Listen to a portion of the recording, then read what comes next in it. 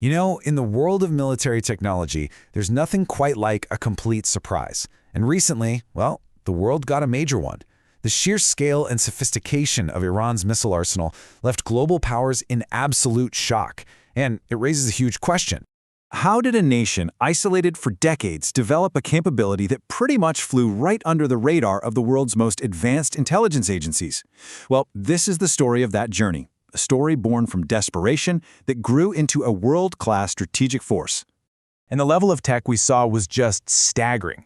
We're not talking about your standard ballistic missiles here. We saw hypersonic weapons clocking in at 18,000 kilometers per hour. We saw missiles that could literally dance in the air to dodge interceptors. And maybe most shocking of all, we saw signs of MIRV technology. That means one missile can hit multiple, separate targets. This is the kind of stuff that was supposed to be reserved for the big players, the US, Russia, China. It was a massive wake-up call that intelligence assessments were just plain wrong. To really get how Iran got to this point, we have to rewind the clock. We have to go back to the 1980s, because this whole ambitious program wasn't born from some grand plan for regional dominance. Nope, it was born from a brutal, existential war that pushed Iran right to the absolute brink. This part of the Iran-Iraq War was grimly known as the War of the Cities. Saddam Hussein's Iraq was just relentlessly pounding Iranian cities with missiles and airstrikes. The goal? It was simple and it was brutal. Break the will of the people, spread terror, and force a surrender. You can imagine the psychological toll. It was immense. We're talking thousands of civilians killed and people fleeing major cities like Tehran.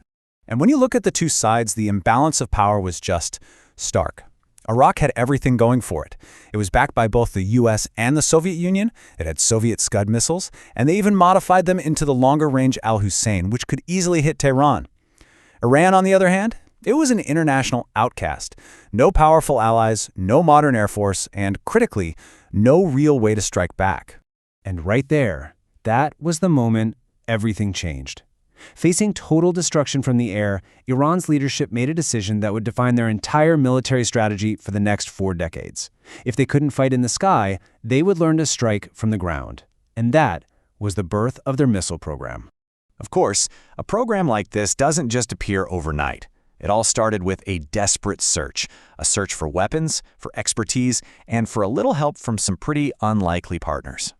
So picture this, it's 1984, and officials from Iran's Revolutionary Guard Corps are on a mission. First stop, Syria. The Syrians refused to give them missiles, but they offered something maybe even more valuable at the time, training. This is where Iranian commanders first got their hands dirty, learning how to actually operate a ballistic missile system. But the real breakthrough, that came from Libya, where Muammar Gaddafi agreed to sell them their very first Scud B missiles. With weapons finally on the way, Iran set up a dedicated missile unit, and they put this man in charge, Hassan Tehrani Moghaddam. He was a scientist, a commander, and the guy who would build this entire program from scratch. Today, he's known as the father of Iran's missile program. And from there, things moved fast. I mean really fast. The first missiles landed from Libya in December '84. By March of the next year, Iran fired its first ballistic missile in combat.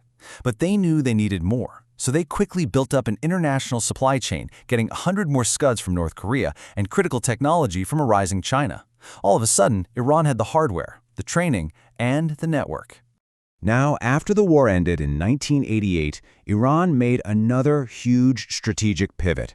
They'd learned a crucial lesson. If you really want to be secure, you can't just rely on other countries. You have to go from being a buyer to being a builder. So the 1990s became the decade of reverse engineering. Iranian scientists literally took apart the missiles they had bought and studied every single component. They zeroed in on the 3 critical parts: the propulsion system that gives it power, the guidance system that tells it where to go, and the airframe that holds it all together. This was them laying the foundation for their very own missile industry. And their first major success was this, the Shahad 3. With a range of 2,000 kilometers, this missile completely redrew the strategic map of the Middle East. For the very first time, Israel, US bases in the Gulf, and even parts of southeastern Europe were all within Iran's reach. This wasn't just a defensive weapon anymore. It was a serious deterrent. But they didn't stop there. See, the Shahab 3 used liquid fuel, which is a real pain. It takes a long time to fuel up before a launch, which makes the whole process visible to satellites. So the next great leap was the shift to solid fuel. Solid fuel missiles come pre-fueled, ready to fire at a moment's notice. You can hide them, move them around quickly, and launch them suddenly. They are just far more survivable and way more dangerous. But there was still one final piece of the puzzle. For a long time, Iranian missiles were basically area weapons. You could hit a city, sure, but not a specific building.